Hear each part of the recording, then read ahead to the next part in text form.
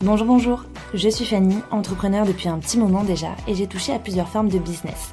Start-up, freelancing, immobilier. Depuis toutes ces années, je me rends compte qu'entreprendre, c'est surtout une question de dépassement de soi. Et c'est ce dont on va parler dans ce podcast. Comment on se sent quand on lance son business, comment on se sent quand on réussit, quand on échoue, et comment on dépasse nos blocages pour faire tout ça. Vous écoutez Viens on en parle, le podcast qui parle de la face cachée de l'entrepreneuriat.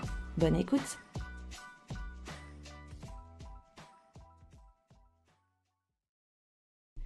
Bienvenue dans cet épisode de podcast qui est particulier car c'est le tout premier dans lequel je reçois un invité. Et mon invité, c'est Thomas Puget, cofondateur de l'agence web LeveUp. Je connais très bien Thomas puisque j'ai coworké un peu plus de 2 ans et demi dans les locaux de l'agence. À la base, je voulais inviter Thomas parce qu'il a pivoté avec son agence il y a quelques années. Au départ, LeveUp, c'était pas du tout une agence web, c'était plutôt une activité dans le B2C. Et du coup, je voulais inviter Thomas pour qu'il nous raconte son pivot, qu'il nous raconte comment il s'y est pris, par quelle étape il est passé, comment il s'est senti à ce moment-là, etc. Mais partant du principe que je connaissais bien Thomas, je connaissais bien l'agence de LeveUp, j'ai fait 2 boulettes. La première, c'était de pas vraiment préparer de plan pour mon interview. Ce qui fait qu'on est un petit peu parti dans tous les sens. Et la deuxième erreur, ça a été de ne pas discuter du pivot juste avant qu'on se mette à enregistrer. Ce qui veut dire que, on a parlé du pivot, mais on n'en a pas parlé très longtemps. Alors bien sûr, il a dit des choses intéressantes à ce sujet, mais c'était clairement pas assez pour animer tout un épisode sur cette thématique. En revanche, la bonne nouvelle, c'est que comme on a dérivé sur un sujet que j'avais pas vu venir, et pourtant, avec le recul, je pense que c'était le sujet à aborder en priorité, car Thomas est quelqu'un qui développe sa marque personnelle depuis 1 an et demi. Et tout naturellement, on a parlé de ça. Comment on crée sa marque personnelle et surtout, comment on commence à publier. Donc, je vais vous laisser avec un condensé des 45 meilleures minutes de notre conversation où on parle de ça. On se retrouve à la fin de l'épisode. Bonne écoute. Et toi, personnellement, parce que du coup, donc il y a LeveUp, tu bosses toute la semaine globalement là-dessus. Et tout le week-end. Et à côté, il y a le dimanche soir. Ouais. Où tu bosses sur newsletter et même tes week-ends, où tu fais du contenu sur ton compte perso par rapport à l'IA, etc. Où est-ce que tu dois aller avec ça ? Alors, j'ai pris au sérieux le concept de ma marque personnelle. Ça fait à peu près, je pense, finalement 1 an et demi que je me suis dit, allez hop là, c'est parti, je vais commencer à me filmer, même si je suis ridicule et que voilà, je sais pas trop ce que je dis, je vais le faire, quoi. Et donc, mais parce que au fond de moi, je comprends bien que le concept d'avoir une marque personnelle aujourd'hui, c'est évident, disons. Comment dire, on peut toujours faire le choix de ne pas créer ça. Mais je pense que c'est plutôt une tendance sociétale. Voilà, c'est ça. Ok, c'est hyper intéressant ça par contre. C'est une tendance sociétale et ça a beaucoup de sens. Le fait que chaque individu soit une marque, c'est pour ça qu'on appelle ça une marque personnelle. Et ce qui est très intéressant là-dedans, c'est que le seul taf à faire pour avoir une marque personnelle, c'est d'être soi-même. Les gens qui gagnent à faire ça, c'est les gens qui sont authentiques. Donc, ça ne veut pas dire que faire preuve d'authenticité, c'est facile sur les réseaux sociaux, mais par contre, il a quand même été prouvé à 2-3 reprises que, en général, c'est une bonne manière de grandir parce que c'est sain. Déjà, toi, tu es en phase avec ce que tu fais et être authentique, ça veut simplement dire aussi parler de ce qui nous plaît.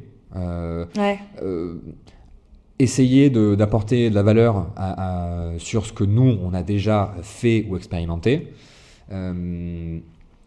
Et du coup, être relatable, pouvoir, comment on appelle ça ? Je ne sais pas comment traduire ce que tu viens de dire. Relatable, excellent. On peut s'identifier. Okay, s'identifier aux personnes qui partagent également lorsque ça va pas, par exemple. J'ai jamais eu autant d'engagement sur à un moment, il y a quelques mois, petite crise existentielle comme tout le monde, et je pense que j'ai jamais eu autant d'engagement sur la story sur laquelle j'expliquais que ça allait pas trop, quoi. Ça, ouais. Je m'en souviens, Donc voilà, ça montre que c'est intéressant et que les gens ils ont besoin de ça aussi un petit peu, dont je fais partie, les gens, c'est-à-dire que moi aussi je me sens touché quand quelqu'un me présente ses faiblesses ou me présente ses failures, enfin ses échecs, pardon. Donc C'est quoi d'ailleurs qui t'a motivé à commencer à créer du contenu sous la gouverne Thomas Puget et pas Leveup? Eh bien, parce que j'ai évidemment une vision long terme pour Leveup, dans tous les cas. J'ai depuis le début, et c'est vraiment un véhicule que j'aime beaucoup et que je vais garder le maximum de temps possible. Mais à la fin de ma vie, disons que je serai plus longtemps de Thomas Puget que ce que j'aurai Leveup, je pense. Donc, le fait d'avoir une marque une image, et puis il y a aussi un certain contrôle aussi sur l'image que tu veux donner, qui est intéressant. Ouais, je pense que c'est un concept qui, dans tous les cas, m'a toujours plu. Par contre, la réalité aussi, c'est que j'ai attendu très longtemps avant de sérieusement faire du contenu. Ouais. Et très sûrement parce qu'il y avait cet inconscient ce mental plutôt qui avait peur du jugement. Et c'est toujours, tu vois, c'est toujours le truc. Alors que je suis un mec extraverti et bien dans mes baskets, je l'ai toujours été, mais le fait de se mettre devant une caméra et de balancer des trucs, ça reste un exercice qui au début n'est pas forcément le plus naturel, on va dire. T'avais peur de quoi exactement? Tu sais, y a tout, je pense qu'à la fin, ça revient toujours à... Il doit y avoir une poignée de gens, en fait. C'est pas le regard des autres, c'est une poignée de gens que tu connais, que tu sais que tu penses qu'ils vont penser quelque chose, spécifiquement, de toi, qui vont te juger, et ça te freine. Alors, évidemment, quand tu l'oralises comme ça, d'ailleurs, c'est intéressant de l'oraliser, puisque tu réalises à quel point c'est dommage, finalement, de ne pas vivre ton truc, parce que peut-être qu'un tel, il va penser ça, tu vois. Mais en tout cas, ouais. Et c'est quoi qui t'a permis de sauter le pas? C'était mon chemin, quoi. Disons que c'était mon chemin perso, il s'est pas... Je pense que j'ai réalisé plein de trucs, et je pense que la méditation fait aussi partie de ma réponse à moi, tu vois. C'est vrai que ça, on n'en a pas parlé de la méditation. Mais exact, ça a été... Ça a une grosse part dans ta vie. Tout à fait. Depuis 4 ans. 4 ans. Ok. Cette activité-là aussi, elle m'a fait réaliser plein de choses. Et entre autres, le fait que, frère, je sais pas si on vit qu'une fois, mais en tout cas, cette vie, je la vis qu'une fois. Donc, je vais y aller à fond, quoi. Est-ce que tu penses que si tu ne t'étais pas mis à la méditation, aujourd'hui, tu entreprendrais de la même manière? Ah non, clairement pas. Ça a transformé. Moi, je le dis assez ouvertement, mais je considère que cette pratique-là a transformé ma vie, positivement évidemment. Non pas que c'était le chaos et que c'est devenu le paradis, c'est pas du tout ça, mais c'est que ça m'a apporté beaucoup d'insight et ça a en effet changé mon rapport à plein de choses. Notamment le jugement des autres? Notamment le jugement des autres, exactement. Il y a toujours, j'imagine, une partie de moi qui doit être retenue par certaines de ces choses-là. C'est relativement inconscient aussi. Mais quand je conscientise ça, je comprends à quel point c'est futile et qu'il faut vivre, quoi. Ouais. Et donc, pour en revenir à ta marque personnelle, il y a eu 2 phases dans cette histoire de marque personnelle, non? Je sais pas. Moi, je vois ça plus comme une évolution, mais qui est progressive, finalement. C'est-à-dire que tu as le moment où tu dis ok, bon allez, je me mets devant ma caméra et je me filme en train de parler d'un truc. Et à ce moment-là, l'IA n'était pas encore là du coup. Et donc les sujets dont je parlais, c'était le truc à la mode juste avant l'IA, c'est-à-dire les NFT, la blockchain et le Web3 de manière générale. Qui étaient du coup aussi des sujets sur lesquels j'étais un vrai enthousiaste. Parce que c'est de la tech, et que je suis un geek, et que j'adore ça. Tu as commencé à publier du contenu, je me souviens, tu t'es un peu lancé comme défi / challenge. Une vidéo par jour, je crois. Ouais, carrément, ouais. Pendant plusieurs mois, je postais une vidéo. Ouais, Est-ce que tu avais une stratégie à ce moment-là? Dans quel état d'esprit t'étais? Tu voulais juste faire ou il y avait... Carrément. Là, l'objectif, c'était plus de faire, en effet, puisque je pense que j'ai compris ça au fur et à mesure, qui est que mieux vaut faire pas très bien que pas faire du tout. Et donc que attendre d'être prêt. Il y a souvent ce Visualize Hustle, c'est un compte sur Instagram qui montre des graphiques très simples avec des codes très simples et tu dis ah putain en effet. Et donc t'as 2 graphiques. Le premier c'est start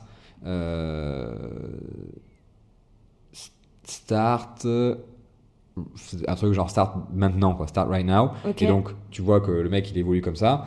Et t'as l'autre où c'est start when you're ready, sauf que du coup, il n'y a rien là. Et quand t'es ready, hop, et ça monte ça. Sauf que la fin du graphe, elle est là, alors que l'autre, il est beaucoup plus haut. Bon. Donc, en effet, le message derrière ça, c'est si tu attends toujours d'être fondamentalement prêt et que tout soit parfait pour pouvoir commencer ce que tu veux faire, que ce soit ton entreprise, que ce soit créer du contenu sur les réseaux sociaux, fondamentalement, tu vas jamais commencer. Ou tu commenceras beaucoup trop tard. Et donc, du coup, c'est quoi commencer beaucoup trop tard? C'est vrai que c'est une bonne question, ça. Est-ce que ça existe, le trop tard? Moi, je vois quand même un message qui revient souvent quand je vois des types ou des personnes de manière générale qui sont interviewées et quand on leur demande justement par rapport à la création de contenu, c'est souvent ce qui revient à la phrase, c'est j'aurais aimé commencer plus tôt. Ok, c'est vrai. Ouais. Tu vois? Ouais. C'est parce que ces gens-là en général sont déjà à un bon level, ainsi de suite, mais ils disent tu vois, j'aurais aimé commencer plus tôt. Et fondamentalement, c'est le même message que j'ai, tu vois. Mais pourquoi t'aurais aimé commencer plus tôt? Non, mais j'aurais aimé. Après, je vis pas ma vie au conditionnel, donc c'est-à-dire que je suis en paix avec mon passé aussi, tu vois. Mais je réalise quand même qu'évidemment, si ma chaîne YouTube, je l'avais démarrée à la fin du lycée. Ouais, ok, donc c'est une question d'opportunité parce que. Tu vois, on était en 2010, mais sauf que moi, dans ma tête, je me disais à ce moment-là, non, mais c'est déjà trop tard, tu vois. T'as aussi ce truc-là, non, mais c'est déjà trop tard. Tout est déjà fait, non. Ce qui est fondamentalement faux, tu vois. Ouais, parce que tu vois, je trouve que généralement, et moi la première, hein, je suis du genre à dire que avant c'était mieux, Comme mais le rap. dans le sens que c'était plus simple. C'est pas vrai ce que je viens de dire. Mais tu vois, dans le sens où c'était plus simple, c'est-à-dire que les mecs qui ont commencé YouTube il y a 10-12 ans de ça, YouTube c'était pas du tout ce que c'était aujourd'hui. C'est ces gens-là qui ont fait, tu vois, Enjoy Phoenix, le joueur du grenier et compagnie. C'est des gens qui ont contribué à créer, à faire de YouTube ce que c'est aujourd'hui. Carrément. Et donc forcément, il y a 10 ans de ça, c'était les premiers à faire des vlogs, à faire des streams, à se filmer en jouant à un jeu vidéo, etc. Tu vois ce que je veux dire? Donc forcément, il y avait moins de concurrence, c'était un truc nouveau. Et aujourd'hui, on rentre dans un truc où on a l'impression que tout a plus ou moins toujours... tout a plus ou moins été fait. Je sais pas, j'aimerais bien nuancer ça, puisque même si je comprends qu'en effet, l'opportunité était là-bas et donc... c'était bien d'être là à ce moment-là, déjà, fallait le faire. Enfin, tu vois, donc dans tous les cas, la prise de risque, elle, sur le fait que, du coup, si c'est nouveau, t'es pas sûr que ça fonctionne. Et les mecs passaient quand même des heures à filmer un truc, à se filmer en train de. C'est vrai. Et t'es là, t'es quand même dans une prise de risque en mode, c'est pas établi, tu vois. Le métier de youtubeur, à ce moment-là, n'existe pas dans les mœurs. Alors qu'aujourd'hui, on est sûr que on peut vivre d'une chaîne YouTube. Tout à fait. Tout à fait. Ce qui n'était pas le cas du tout. Enfin, c'est ces gens-là qui ont découvert qui ont même créé ce business model, quoi. Et ce discours-là, finalement, quelqu'un pourrait l'avoir dans 10 ans sur ce qui se passe maintenant, tu vois. Parce que oui, il y avait moins de monde aussi là. Donc, voilà, la nuance, elle est là, quoi. Mais d'un côté, je fais un grand écart avec l'IA. Est-ce que toi, c'est un peu ce que tu t'es dit parce que tu vois, quand je parle... alors, moi, je m'intéresse pas trop à l'IA, j'avoue. Je m'intéresse vite fait parce que je sens que c'est un peu une obligation de s'y intéresser, mais c'est pas un truc qui me fascine, même si quand j'entends qu'en 2 week-ends, t'as réussi à créer un jeu vidéo en n'ayant aucune connaissance de code, ou du moins très peu, je trouve ça incroyable, tu vois. Mais c'est pas un sujet qui crée des émotions chez moi, quoi. Je comprends.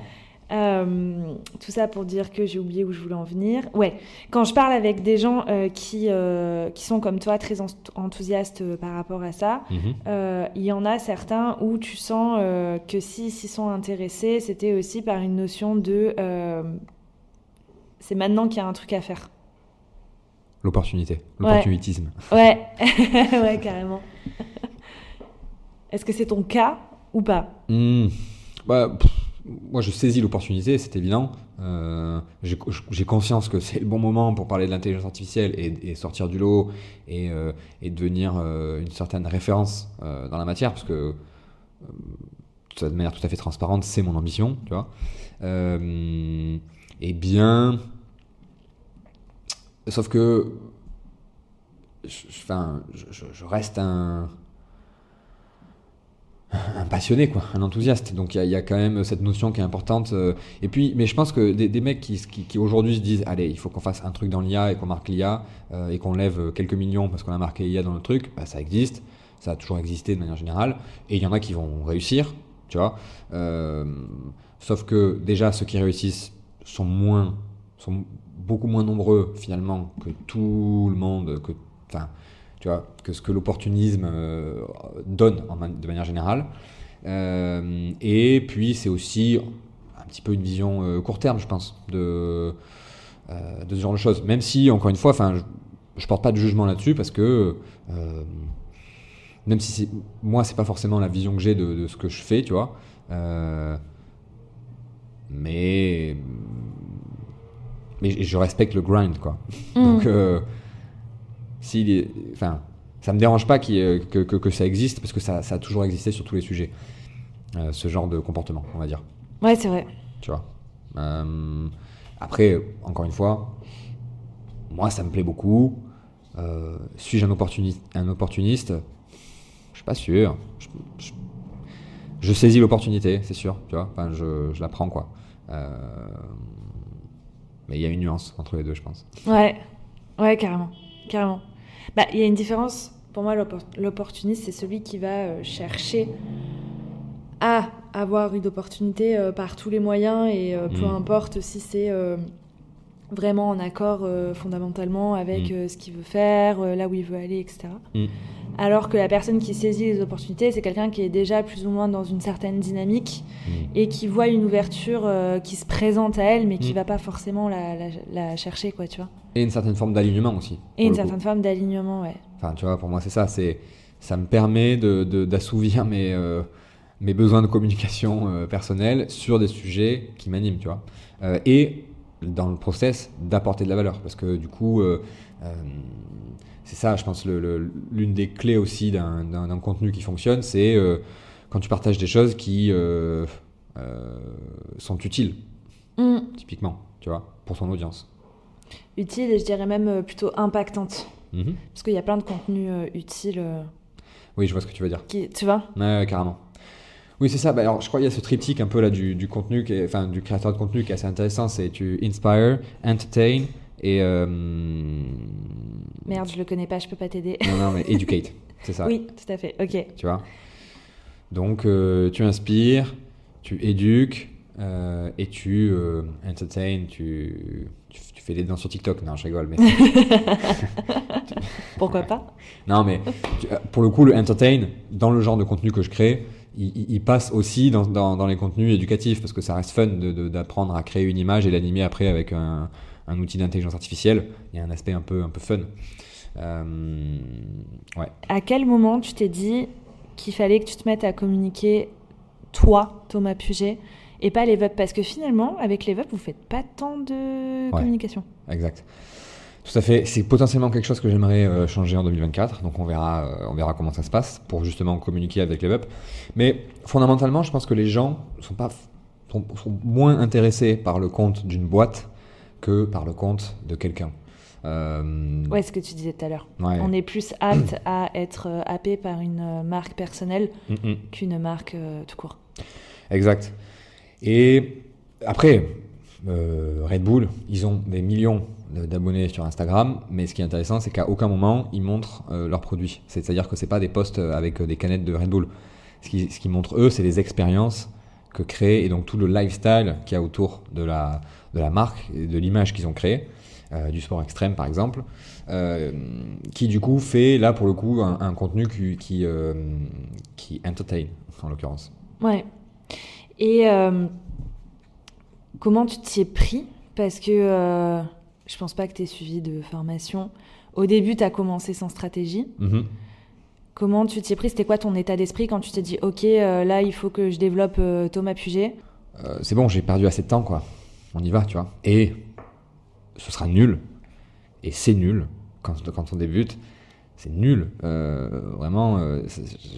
Tu les as laissés en ligne tes premières vidéos? Carrément, bien sûr. T'as rien supprimé? Non, j'ai rien supprimé, ouais. Donc on peut tout voir. Le son, la caméra, même moi qui m'exprime, il y a quand même un gros gap entre les premières vidéos et maintenant. Et la bonne nouvelle, c'est que je pense qu'il y aura aussi un gros gap entre maintenant et dans 6 mois ou dans un an, tu vois. Ouais. Parce que le fait de sortir, c'est ça aussi. Ça, c'est un concept qui est central, qui est celui de sortir de sa zone de confort. Et pour le coup, c'est un sujet qui me tient à cœur, puisque je l'expérimente, finalement. Et sortir de sa zone de confort, finalement, c'est juste aller au-delà de nos propres peurs. Et c'est souvent l'inconnu, du coup, qui alimente cette peur. En sortant de cette zone de confort, du coup, et en entrant dans la zone de la peur, rapidement, on passe dans la zone de l'apprentissage. Ouais. Donc, parce qu'on apprend des trucs et on s'améliore forcément, et donc on peut être plus épanoui, tu vois, par derrière. Bah, tu vois, moi, je suis en plein dedans. Je suis en plein dans la zone d'apprentissage depuis quelques semaines. Ok. Et effectivement, quand tu dépasses la zone... Alors, il y a déjà un premier step, comme tu l'as dit. Zone de confort, faut en sortir. Ouais. C'est horrible. Ce moment-là, on va pas se mentir, il est horrible. T'as l'impression d'être nul à chier. Parce que tu l'es. Tu l'es, ouais. Pas tout le temps. Parfois, non, t'es pas si mauvais. Exact. Mais en tout cas, toi, t'as l'impression d'être vraiment très, très, très, très nul. Que, effectivement, tout le monde, des gens peuvent te juger et peuvent pointer du doigt que c'est pas ouf ce que tu fais. Donc voilà, sortir de zone de confort, c'est horrible. Tu sais pas ce qui va t'arriver, tu sais pas comment t'y prendre, tu sais pas. Exact. Voilà. Et ensuite, tu rentres dans une phase d'apprentissage où, enfin en tout cas moi je l'ai vécu comme ça, une phase d'apprentissage où tu es plus en paix avec le fait de pas bien faire et de pas être au top, d'être ok avec le fait que les gens se disent pas ouf, ce truc-là pas ouf. Exact. Et plutôt d'aller chercher un état d'esprit où tu te dis ok, je prends conscience mais je prends conscience aussi que au plus je vais faire, au mieux ça va être. Et d'un coup, tu sors d'une zone d'angoisse où c'est vraiment pas confortable, etc., à une zone où tout devient beaucoup plus sympa. Parce que même si tu fais pas bien, à chaque fois que tu refais, ça devient un peu mieux et du coup, ça devient plus motivant. Et très satisfaisant, finalement. Et satisfaisant, carrément. Parce que le fait de faire, c'est satisfaisant. Tu vois, d'être dans l'action, en fait. La prise d'action, elle est stressante, mais quand elle est faite, c'est fantastique. Une des images qui fonctionne, c'est t'as la flemme d'aller au sport et tu y vas quand même. Bah, du coup, en général, tu te sens vachement bien quand t'as terminé ta séance et que tu dis putain, je l'ai fait quoi. Je suis allé au-delà de mon confort. Du coup, je suis sorti de ma zone de confort ce soir spécifiquement sur ce sujet-là. Je suis allé au sport et je me sens carrément bien. Donc, c'est une sorte de récompense qu'on se fait à soi-même en étant dans l'action, finalement. Ouais. Et tu vois aussi, je me suis rendu compte d'un truc il n'y a pas très longtemps. Un soir, j'arrivais pas à dormir parce que je gambergeais, etc. Et en fait, je voulais lancer un truc et je communiquais pas à ce sujet. Et du coup, ça me stressait parce que je faisais rien, donc il y avait rien qui se passait forcément. Et ça nourrissait... en fait, si je faisais rien de base, c'était parce que j'avais pas vraiment confiance en moi sur ce sujet-là spécifiquement.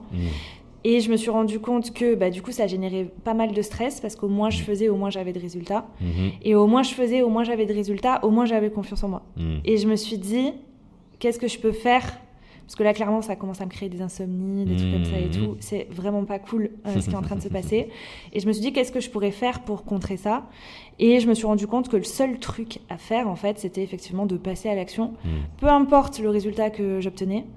Et que le seul moyen que j'avais pour gagner confiance en moi, c'était de me retrousser les manches et d'y aller, quoi. Tu vois ? Et c'est là où je suis rentrée dans cette courbe d'apprentissage. Enfin, dans cette phase d'apprentissage que je trouve qui est hyper riche et qui finalement donne beaucoup plus d'espoir parce que tout est possible en fait. À partir du moment où tu te mets à apprendre, tu sais pas jusqu'où tu vas, mais tout devient possible. Carrément. Et du coup, voilà, je me suis rendu compte que le meilleur moyen pour contrer le manque de confiance en moi, c'était de me mettre à l'action et de commencer à faire des trucs, même si c'était pas des trucs de ouf. Carrément. Tout à fait. J'aimerais faire une petite référence à une des personnalités qui m'inspire le plus actuellement sur les réseaux sociaux, et c'est un jeune homme qui s'appelle Alex Hormozy, qui a cette quote un petit peu, qui est devenue un petit peu connue pour lui, qui est celle de dire que alors je te fais la traduction en français en direct, tu ne deviens pas confiant en criant, enfin en disant des affirmations dans le miroir, mais plus en ayant un stack de preuves de fait que tu as fait ce que tu dis, tu vois. Tu as ton expérience, vu que tu l'as fait, ouais, je vois, ouais. Ça te donne la confiance littéralement pour dire bah ouais, mais je l'ai fait en fait. Tu vois. T'as des preuves. La preuve, elle est là quoi. Tout à fait. C'est ça. Là, pour en l'occurrence, si on parle par exemple d'enregistrer ce podcast, c'est pas vraiment le fait de se mettre devant le miroir et de se dire j'enregistre mon podcast, je vais enregistrer mon podcast. Enfin, fondamentalement, tu vois, tu te mens un peu à toi-même puisque t'es pas en train de le faire. Tout à fait. Que si tu le fais, là, tu es dans l'action et du coup, ouais. Après, tu regardes derrière toi, tu dis putain, mais je l'ai fait. Donc c'est bon, quoi. J'ai la preuve du fait que je peux faire ça. Je peux le faire. Exact. Ouais. Même si c'est pas parfait, même si c'est. Carrément. T'as eu, toi, ce truc de te dire je vais attendre de pouvoir proposer un truc qualitatif pour le faire ou pas? Ben, il y a un petit côté perfectionniste, évidemment, en chacun de nous et qui est plus ou moins présent selon les moments, mais donc je pense que oui, mais en même temps. Il faut s'en détacher, quoi. Ouais, toi, tu as été d'accord dès le début. Oui. Dès le départ, tu t'es dit, allez, go, maintenant j'y vais, parce que c'est le moment. Et oui. Je suis OK avec le fait que ça va pas être ouf et que je vais m'améliorer. Exactement. Et je pense que ce qui facilite le fait d'accepter ça, c'est aussi l'intention que tu as. C'est-à-dire, en gros, est-ce que j'ai fait de mon mieux, tu vois? Si, au fond de toi, tu sais que tu as fait ton mieux, tu as aussi ce truc-là de dire, bon, bah, c'est pas ouf, mais moi, par contre, voilà, aujourd'hui, c'est ce dont je suis capable. Et actuellement, je peux pas faire mieux, tu vois. Ouais, ok. Oui, tu vois, il y a la notion de faire de son mieux qui est importante. Ouais, j'ai donné le best, tu vois. J'ai donné le best de ce que je pouvais. Ouais. Et encore aujourd'hui, tu vois, quand je crée quand je fais une vidéo sur Instagram, un réel où je parle d'intelligence artificielle, j'y mets du mien, tu vois. Je passe du temps un petit peu sur le montage, ainsi de suite. Et c'est loin d'être parfait. Mais je suis satisfait parce que moi, j'ai donné mon max, quoi. Moi, je sais qu'il y a eu des périodes où... alors, peut-être pas dans ma boîte, mais peut-être quand j'étais à l'école ou des trucs comme ça, où tu fais le truc parce que t'es un peu obligé de le faire. Et tu le fais pas de manière je donne tout ce que je peux. Tu voulais quand même avoir un bon résultat, mais finalement tu l'as pas. Et il y a ce côté hyper contrariant où après coup tu peux t'en vouloir et tout. Alors que si tu pars dans une démarche de ok, je vais tout donner, derrière en fait, même si le résultat il est pas ouf, tu peux pas être déçu de toi parce que tu sais que t'étais hyper sincère sur la démarche, que tu t'es pas menti et que carrément. Peu importe le résultat que t'allais obtenir, le but c'était juste d'avoir un résultat, quoi. Carrément. Et là, la différence avec l'exemple que tu viens de donner, c'est qu'en effet, à l'école, ça reste des sujets qui sont imposés.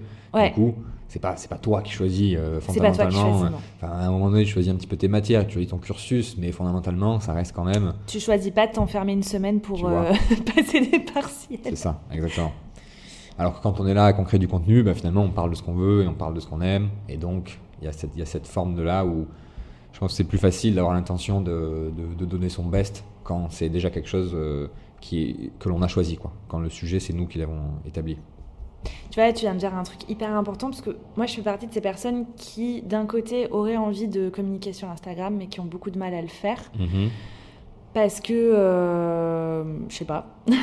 Mais là, dans la manière dont, notre discussion, je suis en train de me dire que je pense que si j'ai du mal à m'y mettre, c'est parce que je pense que c'est une obligation de communiquer sur Insta. Tu vois où je veux en venir ou pas ? Je vois, intéressant, ouais. Et du coup, je pense que le fait d'être obligée, du coup, ça me rend réticente au truc. Ah, je vois ce que tu veux dire. T'as déjà eu ça, toi, ou pas ? Ouais. Alors, bon, on reste dans les réseaux sociaux, mais LinkedIn, c'est une plateforme qui m'intéresse beaucoup, parce qu'il y a quand même beaucoup de choses en termes de business qui se passent là-bas, mais ça reste un effort. Ça reste un effort de jouer le jeu. J'avoue. Et c'est moi, hein, c'est mes propres barrières, mes propres pensées ou croyances limitantes, tu vois, un peu, quoi. Mais je prends plus de fun à faire des réels sur Insta aujourd'hui et TikTok que d'écrire des publications sur LinkedIn. Et pour le coup, j'adore écrire. Enfin, tu vois, c'est aussi ce que je fais avec travers la newsletter. Mais il y a moins de sens à le faire. Je sais pas. Ouais. je sais pas si c'est moins de sens, mais c'est un autre exercice, on va dire. Et puis il y a un petit masque quand même là aussi, tu vois, c'est peut-être moi qui me trompe, tu vois, mais j'ai l'impression que sur LinkedIn, il faut avoir un certain ton, tu peux pas appeler les gens gang, tu vois, JM gang, moi, c'est un truc que j'appelle quand sur Instagram, c'est une expression qui me plaît, tu vois, mais bon, sur LinkedIn, c'est un peu, ça dénote un petit peu, tu vois, le GM gang. Je suis pas sûr de. Et donc là, peut-être que je me trompe, tu vois. Peut-être que tu aurais tout intérêt à le faire, justement, ça. et à créer du contenu dans la même optique que tu le Exact. fais sur Insta ou via la newsletter. C'est ça. Ouais. Bah, tu vois, là, en discutant, parce que moi, en ce moment, je suis en mode allons conquérir LinkedIn. Mm-hmm. Donc, je me suis posée, j'ai fait mes publications, j'ai programmé mon mois de contenu, comme ça, j'étais tranquille et tout, machin. Bravo. Merci. Mais je vois que les publications là sont en train d'être publiées au fur et à mesure, et au plus elles se publient, au moins j'ai d'engagement. Ouais. Et en fait, je suis en train de me dire, est-ce que c'est pas pour cette raison, quoi? Est-ce que c'est pas parce que je me suis sentie obligée d'aller sur la plateforme, obligée de faire, donc je l'ai fait parce que à un moment donné, on n'est pas bête non plus. Si je le fais, c'est parce que j'ai compris l'intérêt Carrément. que j'avais à le faire. Mais est-ce que du coup, le fait que je me sente obligée, est-ce que ça me bride pas et donc ça me met des bâtons dans les roues, tu vois? Si, potentiellement, mais parce que l'idée aussi, c'est que l'engagement, je pense qu'il n'est pas que dans le fait de publier, il est aussi dans le fait d'interagir derrière. Ouais. Donc c'est là aussi où prévoir un mois à l'avance, c'est super, et dans tous les cas, c'est la bonne stratégie. Enfin, ça, il n'y a pas de. C'est l'un des. C'est pas l'un des secrets, mais c'est l'une des techniques pour justement être organisé, gagner du temps et être bon.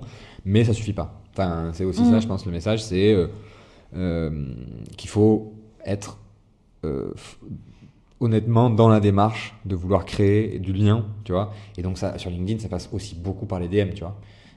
T'as raison. Ouais. C'est les connexions, les merci de faire partie du réseau, le ci, le là, et on échange un petit peu, ainsi de suite.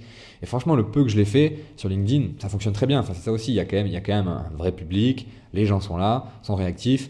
Et la différence, évidemment, fondamentale avec les autres réseaux sociaux, c'est que tout le monde est là pour le business, quoi. Il y a pas de... C'est pas caché derrière un filtre Instagram ou quoi que ce soit, mais tout le monde est là pour parler de business, de son business, tu vois. Ouais. Comment tu t'organises, toi, justement, pour créer le contenu de ta newsletter, sur ta com, sur Insta, etc. C'est un peu trop au feeling à mon goût. D'accord. Mais ça manque un petit peu de structure, disons. Ok. Mais je suis assez confiant dans le fait que ça aussi, c'est une organisation qui va se mettre en place au fur et à mesure. Mais actuellement, disons que la newsletter, j'essaye, parce que donc, je l'envoie tous les jeudis matins. En général, dimanche soir, j'ai le gros de ma newsletter. J'ai la structure, j'ai tous les sujets dont je vais parler.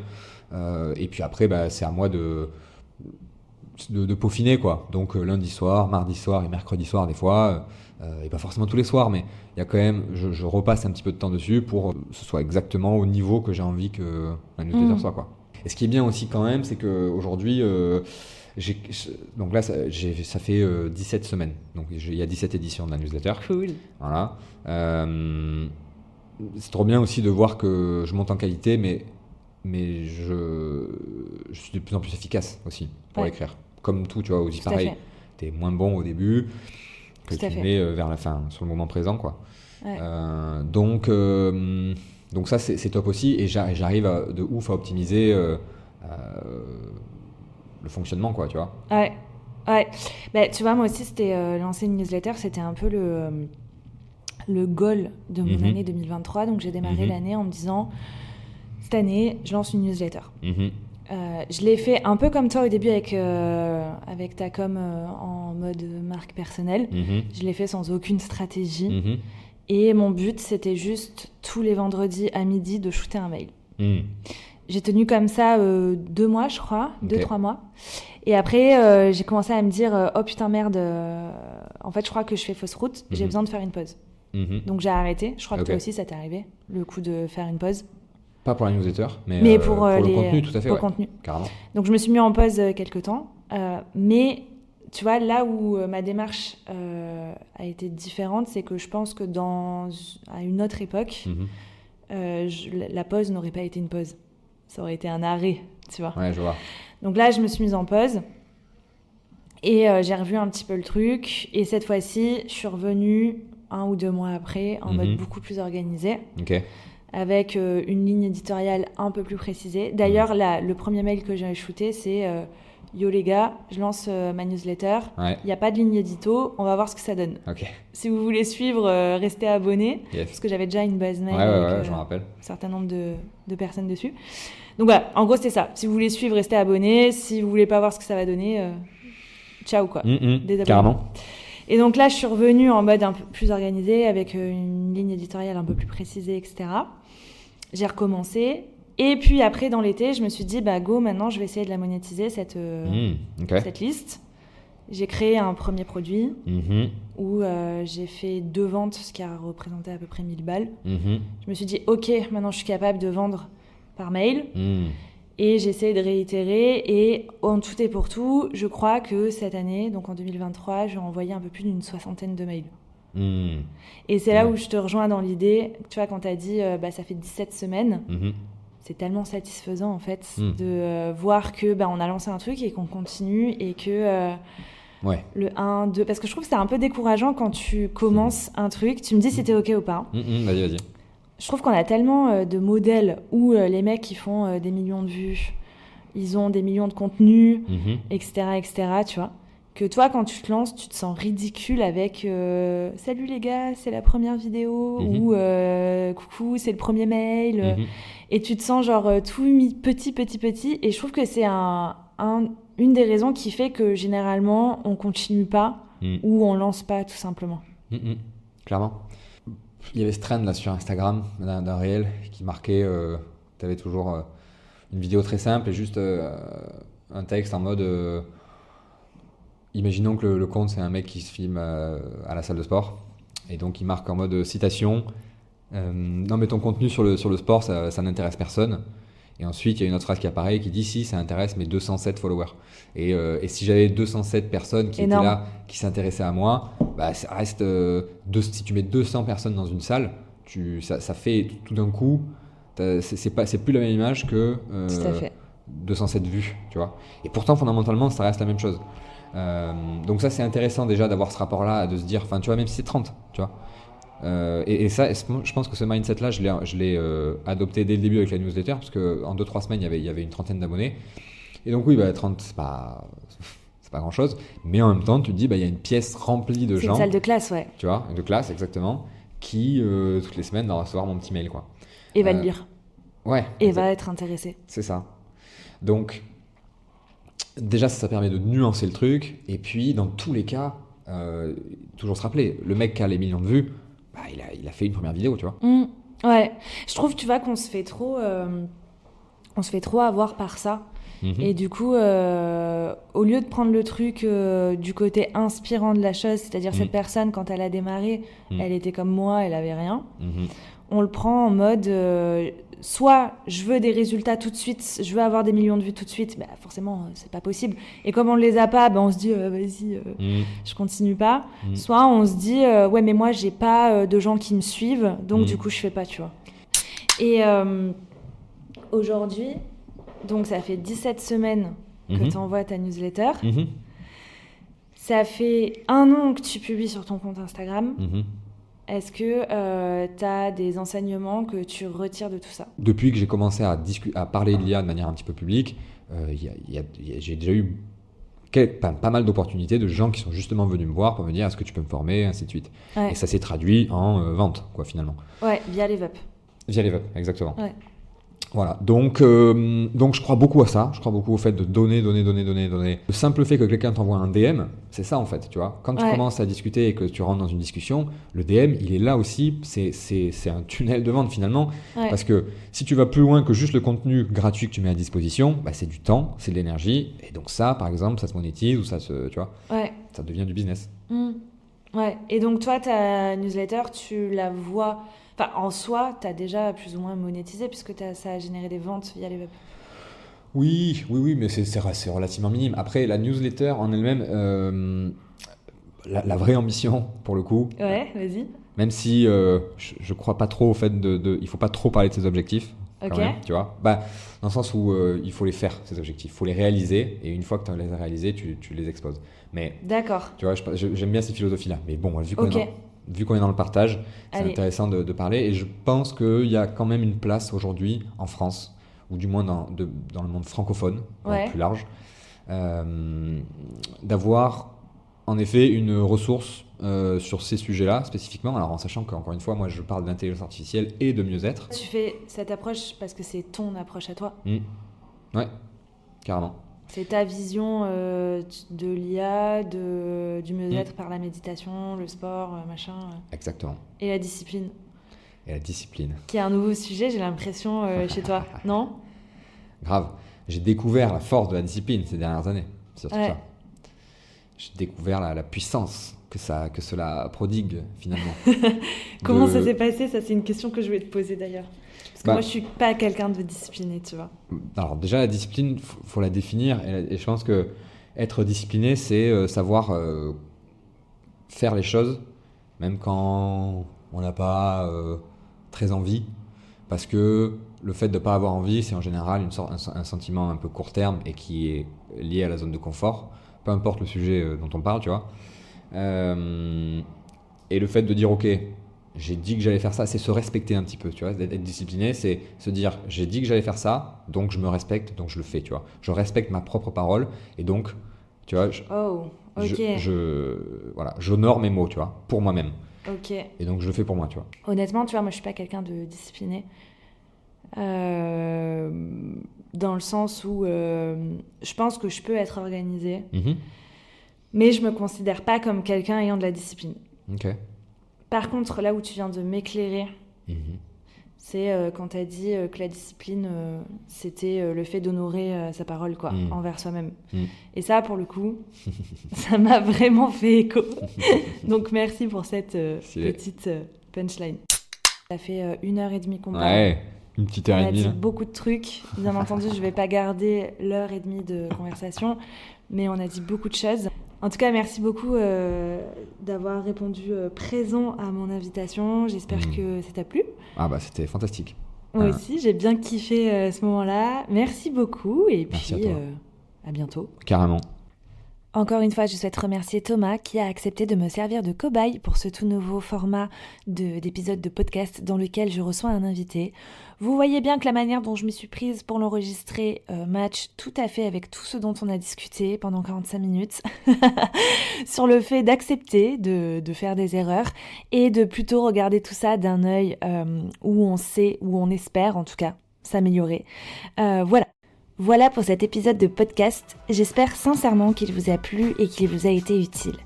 Si c'est le cas, et que vous avez envie de soutenir ce projet, eh bien je vous invite à laisser un avis via la plateforme d'écoute que vous utilisez, 5 étoiles de préférence, c'est clairement ce qui m'aide le plus. Sur ce, merci de m'avoir écouté, je vous dis à très vite. Prenez soin de vous, ciao ciao.